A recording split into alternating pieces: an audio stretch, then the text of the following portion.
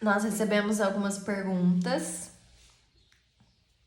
e nós vamos responder essas perguntas aqui com vocês. Se vocês quiserem também mandar perguntas, fiquem à vontade.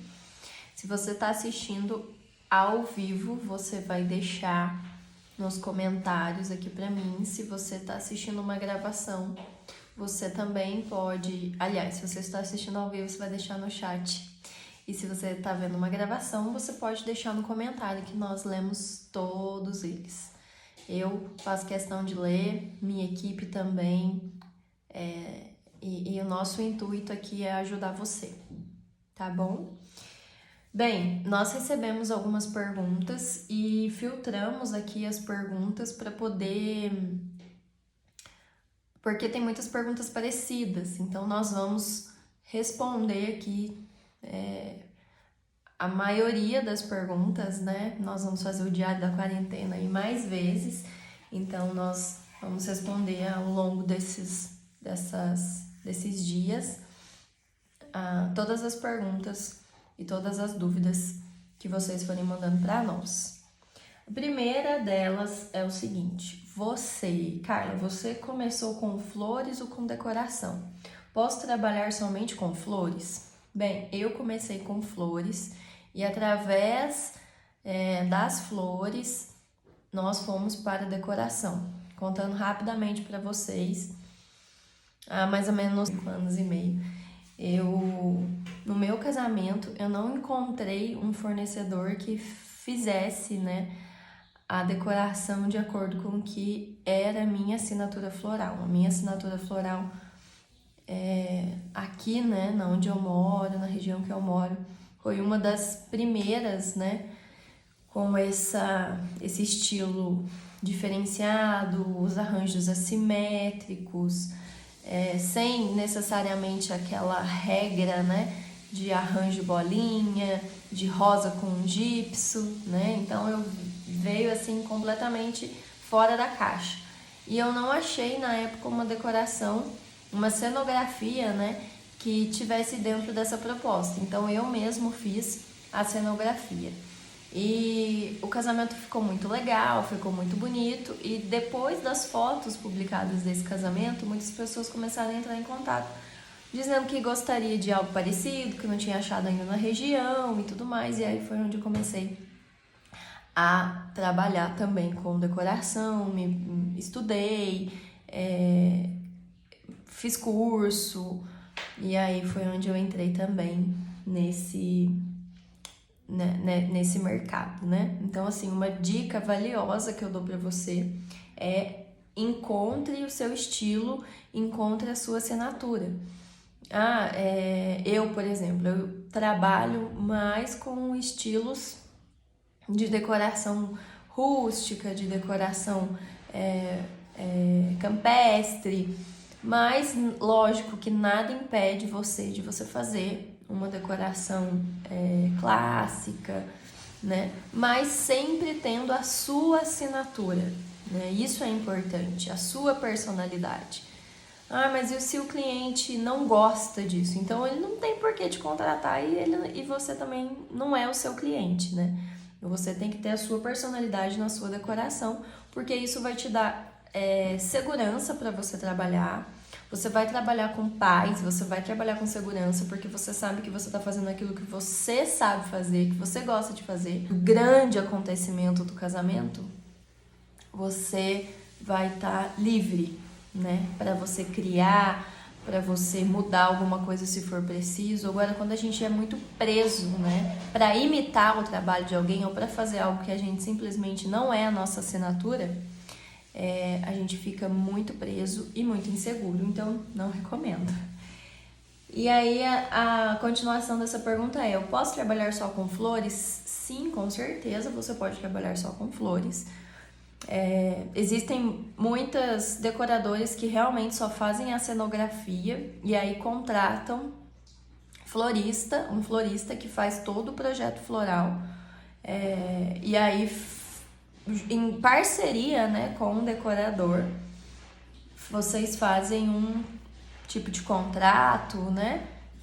muitas vezes o seu contrato não vai ser com os noivos, mas vai ser com um decorador, né? E o decorador vai te pagar, né, por aquilo que você está fazendo, mas com certeza você pode sim optar por trabalhar somente como florista, sem necessariamente se envolver com a cenografia, com a decoração.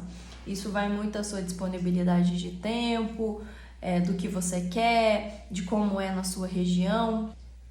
Uma segunda pergunta que tem aqui também. Carla, vejo que os seus projetos são diferenciados. Como ter autoralidade? É você entender aquilo que você gosta sem necessariamente imitar. Gente, o que acontece hoje? Você precisa buscar inspirações, né? Então você precisa buscar inspirações no Pinterest, inspirações em decoradores e floristas que você gosta. Não precisa ser só brasileiro, né? Você também pode buscar isso.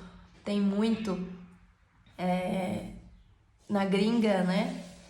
Tem muitos floristas, tem muitos decoradores que fazem trabalhos incríveis e você precisa buscar inspiração, né? Mas você precisa tomar cuidado para que essa inspiração não vire cópia.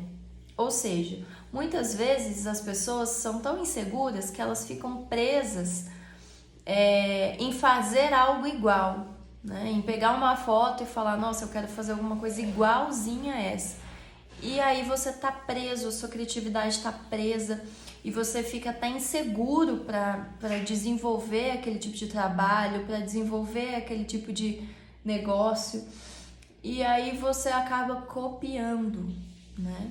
E quando você faz uma cópia, você não tem liberdade para criar. Então você precisa ter sua liberdade para você poder criar alguma coisa, para você poder usar sim muitas coisas de inspiração, mas poder criar, né? Isso é autoralidade, porque de repente você pega uma inspiração de cores, mas você não precisa fazer igual aqui. Você pega uma inspiração de formatos, de texturas, de cenografia, mas você não precisa copiar aquilo. Você precisa ter liberdade para entender o que você acha legal, o que você acha que vai dar certo e fazendo seus testes, né? Muitas floristas, muitos decoradores acabam optando, né, dentro dessa liberdade de criar, optando por algo que acaba sendo uma marca própria deles, né?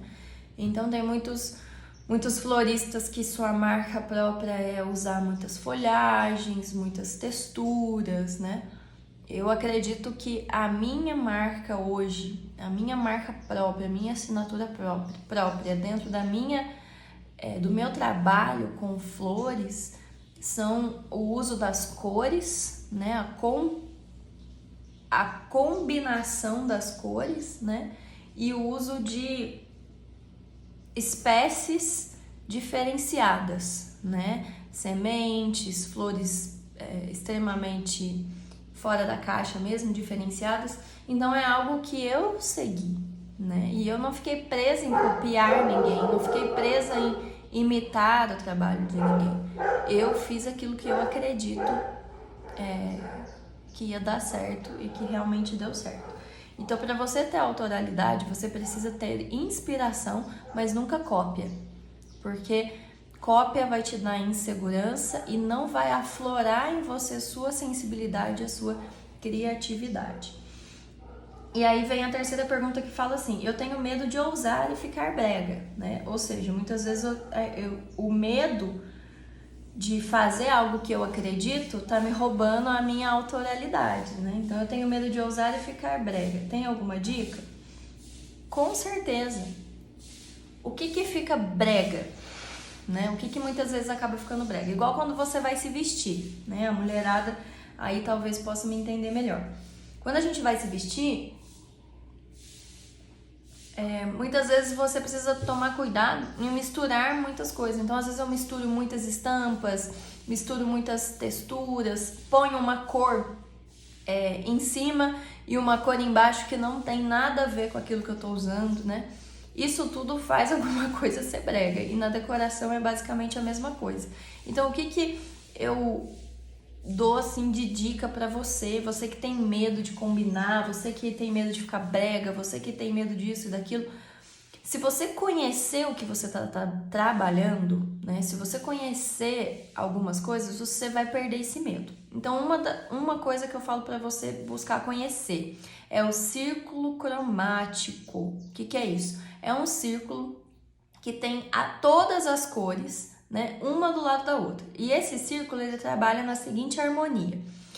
Nas laterais, ele vai trabalhar com as cores que são parecidas, né? São cores que são o lilás, o roxo, o rosa, o pink, o vermelho. Então, ele vai trabalhar uma harmonia das cores. Então, nas laterais, a gente vê cores harmônicas e o oposto, né, no círculo cromático, o oposto são cores que se destacam, mas que também têm harmonia. Então, por exemplo, um amarelo e o oposto do amarelo no círculo cromático é o roxo.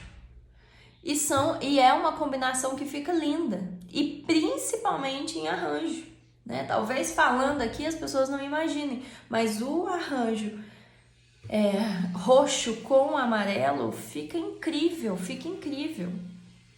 Então você precisa conhecer o círculo cromático, conhecer sobre cores análogas, sobre cores opostas, e aí você vai conseguir trabalhar mais. Então, muitas vezes, por exemplo, se você pegar um vermelho e misturar com um roxo, por exemplo, não fica tão legal quanto você misturar vermelho com pink. Por quê? Porque o vermelho e o pink tá um do lado do outro. E fica uma coisa linda, assim, uma coisa romântica, né? Aquela coisa que passa paixão. Porque o vermelho com o pink tá um do ladinho do outro. Então, quando você conhece isso, quando você estuda isso, você consegue traduzir isso nos seus arranjos. Quando você vai escolher a paleta de cores, quando você vai fazer a compra das flores. Isso faz o seu arranjo ficar incrível e faz ele não ficar brega. Quando você trabalha com uma decoração, por exemplo, você tem que olhar quais... Tem estampa? Eu vou usar estampa nessa decoração? Então, busca, assim, não misturar muito as estampas. Ou se... Não significa que você vai trabalhar com uma estampa só. Eu tenho que trabalhar...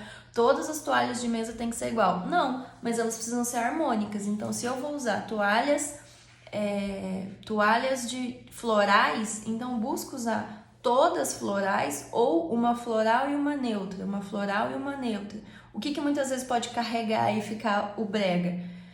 É você usar, por exemplo, uma floral e uma geométrica, uma floral e uma só de folhas, por exemplo. Você vai começar a misturar muitas estampas e isso vai carregar na sua decoração. E também na hora de montar um arranjo, né, é muito importante a gente conhecer sobre o formato das flores, né? Eu não tenho tempo aqui agora para explicar só isso, mas eu posso voltar aqui, nós vamos falar sobre o formato das flores, né? Se você quiser saber mais também, deixa aí nos comentários pra gente. Por quê? Porque o formato das flores no arranjo vai valorizar ou desvalorizar o seu arranjo, né? Você precisa entender que as flores, os formatos das flores, elas são harmônicas entre elas. Então, você tem uma flor redonda, você tem uma flor que é mais comprida, você tem uma flor que de uma haste, ela origina várias outras hastes, e nessas outras hastes você tem flores menores. E aí você tem também, por exemplo, a rosa, que é de uma haste só sai um grande botão. Se a gente entender essa dinâmica das flores, na hora de montar o meu arranjo, ele vai ficar muito, muito, muito mais bonito, muito mais natural, né? Vai traduzir essa natureza e não vai carregar, né? Então, muitas vezes, se eu não conheço o círculo cromático, se eu não entendo a a regra básica aí das estampas e dos formatos das flores, né, corre-se o risco de quando você ousar, né, ficar carregado. Então, estuda sobre o círculo cromático, analisa as estampas do seu evento ou do contrato que você vai prestar e analisa as flores, né? Quais flores eu quero. Você vê que muitas vezes um arranjo, algo que particularmente eu não faço, mas isso é uma escolha minha, faz parte da minha assinatura, mas eu não misturo gipsofila no meio de arranjos. Eu gosto da gipsofila, mas eu uso, que é o famoso mosquitinho, mas eu uso ela só ela. Quando eu vou usar a gipsofila, é somente a gipsofila. No máximo que eu vou colocar ali é um cravo bem pequeno, cravinha, aliás, né, bem pequenininha no meio, mas quando eu uso ela, eu busco usar só ela. Por quê? Porque ela é uma flor que, para ter volume, você precisa pegar o maço todo e juntar ela, porque senão ela vai ficar muito mirradinha no seu arranjo, né? E aí muitas vezes ela vai desfocar das flores principais do seu arranjo, porque você põe uma aqui, outra ali, outra ali, outra ali. Então você vai criar vários pontos no seu arranjo, só que ao mesmo tempo ele não vai ter uma mensagem única, né? Ele vai ficar com vários pontos, vai acabar dispersando o seu arranjo, e aí muitas vezes o que poderia ser extremamente valorizado no seu arranjo acaba ficando desvalorizado. Então é muito importante você entender isso tudo para você conseguir ousar, para não ficar carregado, para não ficar brega, e às vezes não é nem questão de ficar brega, né? Mas é para realmente você conseguir atingir o seu alvo, o seu objetivo de fazer aquele arranjo, aquele evento único, né? Mais uma pergunta aqui que é a seguinte: como ler o cliente e traduzir isso no arranjo ou na decoração? Bem, eu acredito muito na sensibilidade. Então, você precisa... Quando um cliente te procura para contratar o seu serviço, por mais que nós façamos contrato, sejamos sérios, responsáveis e tudo mais, você também precisa entender que é uma pessoa lidando com outra pessoa, né? E a máxima hoje do empreendedorismo é que pessoas contratam outras pessoas, né? Pessoas não contratam muitas vezes organizações, empresas. Por quê? Porque ela quer se relacionar com alguém. E na decoração, na profissão do florista, do decorador, isso é muito importante, porque você precisa entender o seu cliente, você precisa entender o que ele quer. E muitas vezes o jeito dele vai te ajudar demais. Isso se trata de uma sensibilidade, né? Eu lembro uma vez que eu recebi uma noiva que para fechar um contrato comigo de flores e decoração de casamento dela, e a noiva era extremamente o estilo dela, né?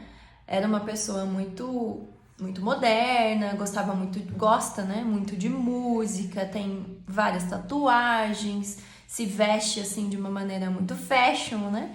E aí na terceira reunião ela começou a citar assim algumas coisas muito românticas, muito menininha e tudo mais. E aí eu lembro que eu ainda brinquei, né? Falei assim: se você quiser, a gente faz isso, mas não é muito seu estilo, né? Não é muito sua cara. E aí essa pessoa olhou e falou assim: é verdade. Ela falou assim: a gente consegue fazer alguma coisa mais à minha cara? Eu falei: com certeza a gente consegue fazer algo mais à sua cara. E aí a gente trabalhou um verde, sementes, folhagens no casamento dessa pessoa, e essa pessoa ficou mega satisfeita com o resultado. O que foi isso? Foi uma sensibilidade de você entender o seu cliente. Então essa sensibilidade é importante. É lógico, gente, que tem pessoas que são realmente mais fechadas, tem pessoas que você não consegue ter esse feeling. Então o que você faz? Você pede referência. Você fala assim: olha, você pode me passar referência? Você pode dividir comigo uma pasta do Pinterest para a gente entender melhor o que você quer? Você pode entrar lá no meu Instagram, se você já tem o seu portfólio, né? Inclusive, se você já tem o seu portfólio com fotos, com opções, hoje, né, eu sempre opto por falar pra noiva, entra no meu Instagram, entra no meu portfólio, olha as minhas fotos e me manda o que você mais gostou, né? Porque aí eu sei que é uma coisa minha, né? É muito ruim aquela sensação de que alguém quer que você copie o trabalho dos outros, né? Inclusive é uma coisa que você precisa deixar bem claro com o seu cliente, que você não copia trabalho de ninguém, que o trabalho é seu e a pessoa precisa confiar em você, né? Então, você precisa trabalhar aí para entender o seu cliente. Então, se você tem um cliente que é uma noiva, por exemplo, que é mais menininha, que é mais romântica, você tem que pensar que você vai usar um branco, um verde claro, né, um eucalipto, um rosinha, né? Você precisa entender. E aí que tá. Muitas vezes as noivas vêm com algumas assessoras, muitas às vezes, né, as assessoras mesmo tentam traduzir, né, a personalidade delas, das assessoras, para o evento, né? E aí cabe você, decorador, entender a noiva, né? Porque muitas vezes ou é a mãe da noiva, né? Então, um trabalho muito importante de quem mexe com eventos aí é você entender a noiva. Não é o que eu gosto. É claro que eu, Carla, tenho a minha assinatura, tenho o meu estilo, mas eu consigo colocar a minha assinatura floral numa decoração romântica, como eu também consigo colocar a minha assinatura numa decoração extremamente borrô, não é verdade? Então você precisa entender o seu cliente, entender com quem você está trabalhando, entender que você não vai fazer o casamento para a mãe, nem para a sogra e nem para a assessora, né? Eles são peças fundamentais no evento, mas você está trabalhando com a noiva. Então, qual é a sua noiva? Eu lembro que há um tempo atrás eu tinha dois cenários aí. Eu tinha uma noiva extremamente romântica, mas uma cerimonialista extremamente ousada, né? E eu percebia que o que a noiva queria era o estilo dela, era a coisa mais romântica e tudo mais. Então nós conversamos com a noiva e falamos, olha, a gente entende, né, que tá muito em alta, né, essa coisa mais moderna e tudo mais, mas a assinatura da noiva, o estilo da noiva é romântico. Então nós vamos criar para ela uma decoração romântica. E foi lindo, foi com estampas florais na parte de toalhas, de suplá, né? Usamos rosa, verde claro, e a noiva amou. Por quê? Porque foi a cara dela. Então, assim, não é o que você quer, não é o que o assessor quer, não é o que a sogra quer, não é o que a mãe quer. É o que a noiva e o noivo querem. É isso que vai fazer o seu evento ser inesquecível. Isso também vale, né, para venda de arranjos, eventos infantis. Você precisa entender o que o seu cliente quer. E aí, quando você entende isso, você consegue oferecer esse serviço para ele. Como quantificar as flores? Gente, a gente nunca vai conseguir ter um acerto único nisso, tá?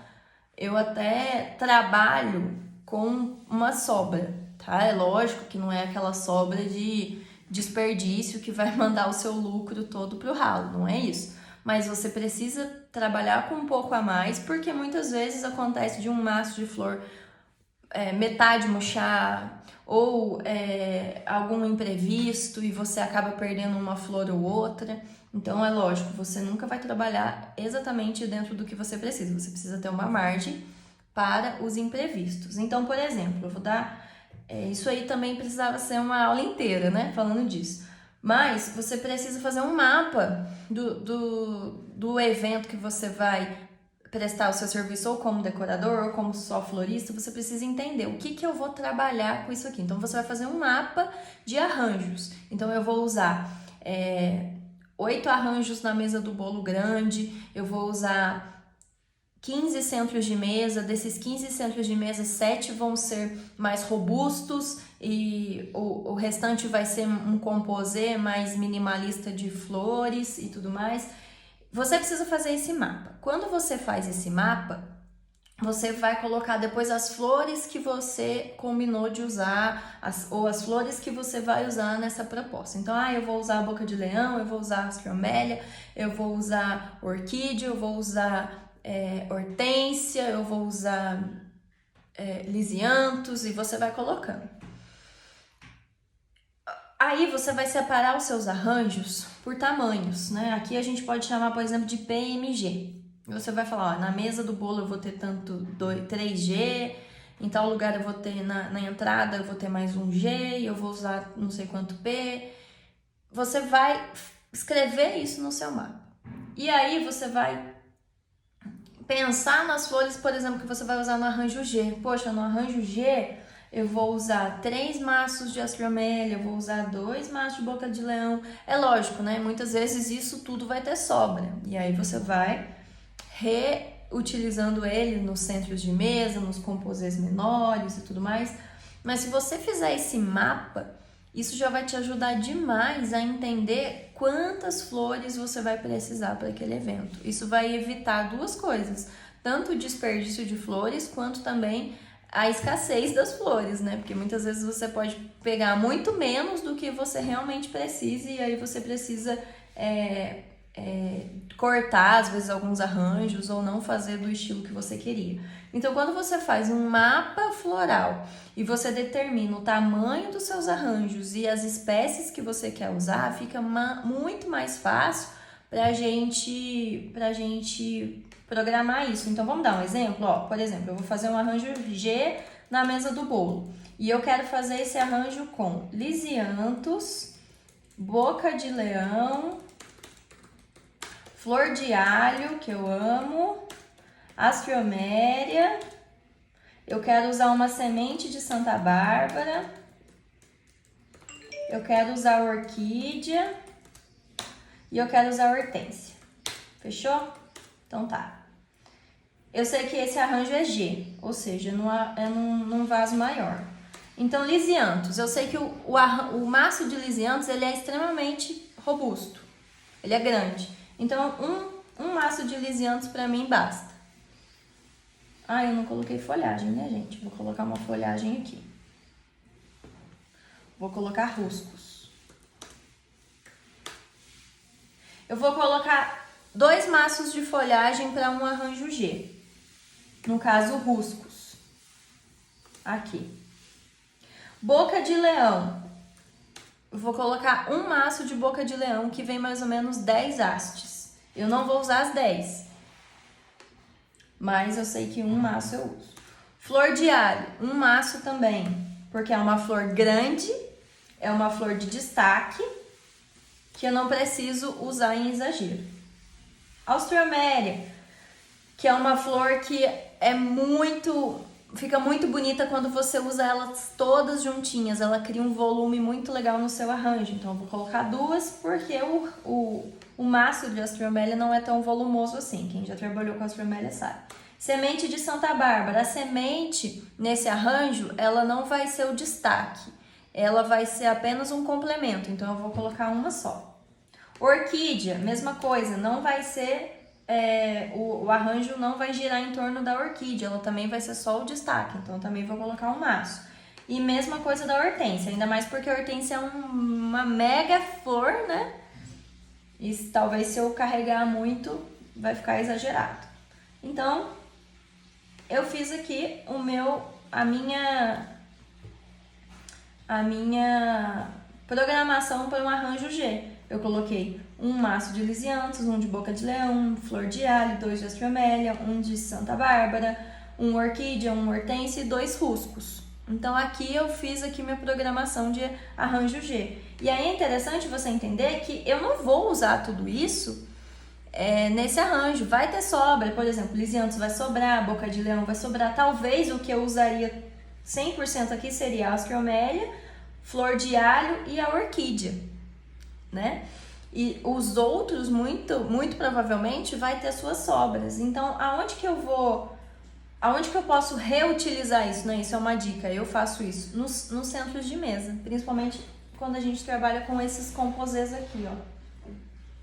Aqui atrás de mim, eu vou pegar. Vocês estão vendo? Esses composês aqui. Então, muitas vezes eu sei que eu vou ter sobra de lisianthus e eu sei que eu vou ter sobra de, sei lá, de 3 espécies aqui. Então, eu sei que eu consigo fazer 3 desse, tranquilamente. Então, eu já vou colocar lá no meu mapa floral que desse arranjo G, com essa quantidade de flores, eu faço o meu arranjo G mais 3 centrinhos de mesa. E assim você vai programando, né, a quantidade de flores do seu evento. Isso não é uma conta certeira, isso não é eu nunca vou errar, né, porque você vai errar, é bom que erre mesmo, que aprenda, mas isso vai te garantir, né, como eu falei, nem ter um desperdício e nem escassez na hora de montar aí o seu evento, o seu trabalho, tá bom? Penúltima pergunta: como fazer a visita técnica do evento ser produtiva? Quando você for fazer a sua visita técnica de um evento que você fechou, eu recomendo para você levar, né? Seja impresso. Eu acho que impresso é sempre melhor, né? Mas às vezes a gente não consegue e tudo mais. Põe na tela do seu celular a proposta. O que o seu cliente fechou com você, tá bom? Por quê? Porque é muito comum de você chegar num lugar e ninguém tá com a proposta em mãos e simplesmente começar a pontuar coisas que aquilo não estava em contrato, né? E aí que muitas vezes as pessoas têm prejuízo, porque elas não sabem dizer não, ou elas não sabem dizer não, mas a gente não fechou isso e tudo mais. E aí você acaba fazendo coisas que não estão dentro do orçamento daquele evento. Então, leve sempre impresso o que você combinou. Você combinou 2 arranjos na entrada daquele evento, então se você vai chegar e vai falar, olha, vamos passar o que foi fechado? Ah, então tá bom. Então aqui tem 2 arranjos, aqui tem não sei o quê. Porque o que acontece muitas vezes? Se você não levar isso, as pessoas que estão lá junto, talvez, elas não estão dentro do que está acontecendo. E aí, muitas vezes, a pessoa fala assim, e aqui, ó, aqui você pode fazer uma parede de samambaia, aqui você pode fazer uma parede verde, aqui você pode colocar tal mobília, aqui você pode fazer isso. E aí, o decorador fica perdido ou o florista fica perdido e, de repente, você pode dar adeus para o seu lucro naquele evento. Isso se você não precisa pagar ainda para fazer, né? Então, você precisa ter impresso ou de fácil acesso com você, compartilha ali com o pessoal, hoje é muito fácil, né, pela internet, compartilha ali com o pessoal a sua proposta, o que foi fechado, pontua tudo isso, tá? Essa é a primeira dica. A segunda dica é, se você também é o decorador daquele evento, sempre olhe as tomadas, né? Se você for usar iluminação, sempre olhe quais são as tomadas que estão disponíveis, vou precisar de extensão, não vou precisar de extensão, né? E os possíveis plano A, plano B, né? A noiva não quer que chova e ela tem uma fé, assim, inabalável de que não vai chover, mas mesmo assim... Pergunta do plano B, olha o plano B, vê como pode ser feito o plano B, porque eu, infelizmente, né, nos últimos eventos pra cá, eu tenho feito muito plano B, né, por causa do tempo. O tempo muda e do nada cai aquele chuvão, né? Então você precisa sempre saber como que vai ser o plano B e passar esse plano B no dia da visita, tá? Última pergunta. Como falar para o cliente que a ideia dele não é boa? Bom, gente, eu acredito que você precisa ser sincero. Não precisa ser grosso, né? Mas você pode ser sincero. Então, de repente, você fala, olha, eu acho que isso não vai ficar muito legal, não tá muito harmônico com o que você quer passar na sua festa e tudo mais. Às vezes você acha evidências visuais de que aquilo vai ficar bom. Aliás, que aquilo não vai ficar bom. Por quê? Porque gente, olha, em 70% dos casos, quando eu vou conversar com os meus clientes, eles sempre falam assim, Carla, eu preciso visualizar isso, né? E eu já entendi isso. Então, quando eu vou falar com eles, eu não só falo. Porque, para mim, conversar, para eu conversar com uma pessoa que entende do negócio, é uma coisa. Agora, para eu conversar com uma pessoa que não tá dentro daquele mundo, né, vai ser muito difícil aquela pessoa visualizar isso. Então, sempre evidencie com fotos, né? Então, teve muitas vezes que muitos clientes meus queriam fazer coisas que eu sabia que não ia ficar legal. E aí eu fui lá, dei um Google e fiquei procurando. E aí depois fui evidenciar aquilo com fotos. Fui falar, olha, isso aqui não é legal, isso aqui não fica bom, olha só como tá, né? E aí você precisa também ter esse feeling. Se às vezes a pessoa tá chegando pra você agora e não tem nada a ver com o que você acredita, não tem nada a ver com a sua marca, não tem nada a ver com a sua assinatura, meu querido, você tem que entender que aquela pessoa não é seu cliente, não é sua noiva, não é um cliente seu, né?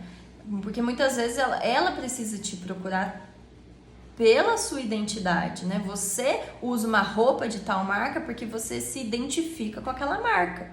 Então, no nosso ramo é a mesma coisa. Então, por exemplo, muitas vezes eu recebo referências de decoração extremamente que foge extremamente da minha personalidade, da minha assinatura, né? E aí muitas vezes eu falo, olha, eu não trabalho com esse tipo de peças, eu não tenho essas peças no meu acervo, né? Eu não consigo te atender, porque eu não vou conseguir suprir a sua expectativa nesse evento, entendeu? E tá tudo bem, É melhor você ser sincero e entre aspas, né? Entre aspas, perder aquele cliente do que você fechar pela necessidade, agradar ele e depois não conseguir corresponder à expectativa dele nem a sua, né? E na verdade você não tá perdendo, você tá fortalecendo algo, que você é o número 1 naquela referência. Então, quando alguém pensar em fazer um evento com aquela assinatura, a pessoa vai, em primeiro lugar, ela vai te procurar, porque você vai se tornar o número 1 naquilo, né? E isso vai fortalecer demais a sua marca, a sua identidade naquele seu projeto. É interessante que se a gente for perguntar, né, quem lembra o nome do vice-governador de São Paulo? Quem lembra o nome do vice-prefeito de Taubaté? Quem lembra o nome do vice-presidente dos Estados Unidos? A maioria das pessoas não vão saber responder essa pergunta. Por quê? Porque a gente não lembra do segundo lugar. A gente não lembra de quem não é o primeiro, né? E você entender quem é o seu cliente e você dizer muitas vezes não para você fortalecer o que você acredita, vai te puxar para o primeiro lugar. E aí você vai ser uma referência naquilo. Tá bom? Então você precisa trazer para o seu cliente, olha, é nisso que eu acredito, é nisso que eu trabalho e é essa a minha identidade. Então, se a gente for fechar, a gente precisa achar aí um equilíbrio quanto à sua expectativa mais a minha assinatura, o meu estilo.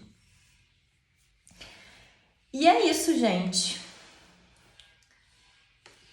Nós voltaremos aqui, né, em breve para falar sobre orçamento. Você sabe como montar o seu orçamento? Você sabe o que fazer no seu orçamento? Você sabe como fazer? Você sabe o que colocar, o que não colocar? Às vezes você vai mandar um orçamento caro para um cliente, caro para você, né? Porque para ele pode não ser caro. E aí você manda lá no Word, escrito meia dúzia de palavras, no final você coloca 10 mil reais. Você acha que esse cliente vai fechar com você? Nossa, mas só se ele for seu parente. E olhe lá, né? O seu orçamento precisa traduzir o valor, o seu valor, né? E o seu cliente precisa entender, olha, você vai investir isso e eu vou te entregar isso, né? E o orçamento é importante demais para o seu cliente fechar com você. Informações, o que você está cobrando? Ai, mas você está cobrando esse valor só por essa flor, só por isso? Não. No seu orçamento você tem que especificar. É a florista, é o frete, é o acervo, é isso, é aquilo. Você precisa fazer o seu cliente entender o seu valor. Então, nós vamos fazer aí uma aula para falar especificamente com isso, e eu vou fazer aqui na minha tela um orçamento e você vai me acompanhar, tá bom? Deixa aqui para mim nos comentários quais são os temas que você quer ouvir, porque nós vamos fazer aulas, tá? Nós estamos programando um webinário, nós vamos fazer aulas dentro do que vocês sugerirem. Nós vamos pegar as sugestões, vamos fazer um filtro e vamos fazer uma imersão sobre empreender com flores dentro daquilo que vocês quiserem ouvir e saber. Então não perca essa oportunidade, já deixa aí no seu comentário, porque você vai me ajudar a montar para você um material dentro daquilo que vocês querem saber, tá bom? Um beijo para vocês, muito sucesso, e a gente volta em breve para falar sobre orçamento.